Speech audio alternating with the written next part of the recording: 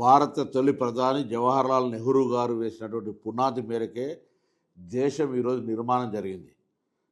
ఆనాడు స్వతంత్రం వచ్చినాడు ఆహార ధాన్యాల కొరత, గుండు పిన్ను తయారు చేసే వ్యవస్థ లేని దేశాన్ని ప్రపంచ దేశాలతో పోటీ పడే విధంగా ముందు చూపుతోటి అభివృద్ధి చేసినటువంటి వ్యక్తి నెహ్రూ గారు.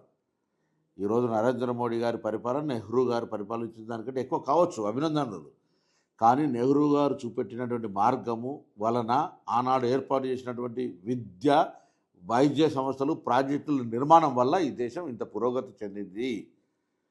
కట్టిన బంగ్లాకు మీరు రంగులు వేయచ్చు, డివియేషన్స్ చేయొచ్చు, కానీ మీ మీద గొప్ప చేసినామని చెప్పుకునేటువంటి ప్రయత్నం జరుగుతుంది. అందులో మళ్ళీ నెహ్రూ గారిని అవమానపరిచే విధంగా మాట్లాడుతున్నటువంటి పురంధేశ్వరి ఇతర బీజేపీ నాయకులకు జాగ్రత్త అని చెప్తాను. ఎందుకంటే భారతదేశ నిర్మాణానికి సంబంధించి ఒక ముందు చూపు కలిగినటువంటి వ్యక్తి జవహర్లాల్ నెహ్రూ గారు.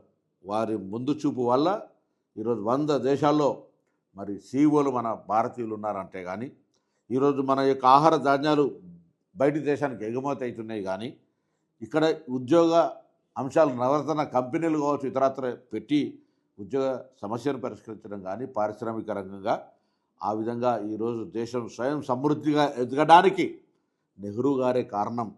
నెహ్రూ గారు నామినేటెడ్ ప్రధాని, ఈయన ఎన్నికైన ప్రధాని. మతము తప్ప ఇంకొక మాట లేని రాజ్యాంగాన్ని అవమానపరిచి అప్రజాస్వామ్యానికి వేదికగా ఇలా చూస్తా ఉన్నాం. ప్రతిపక్ష పార్టీ ఉండద్దు. ఆనాడు నెహ్రూ గారి ఆలోచన బలమైన ప్రతిపక్షం ఉండాలి అనేటువంటిది. మీరేమో ప్రతిపక్షమో ఉండద్దు అనే నియంతృత్వ వైఖరికి తేడా స్పష్టంగా కనబడుతోంది. రాష్ట్రాల్లో ఉన్నటువంటి ప్రాంతీయ పార్టీలు లేదా ఇతర పార్టీలను ఏ విధంగా మీరు మింగేస్తూ ఉన్నారో మీ మిత్రపక్షాలతో సహా అనేక సంఘటనల నిదర్శనం.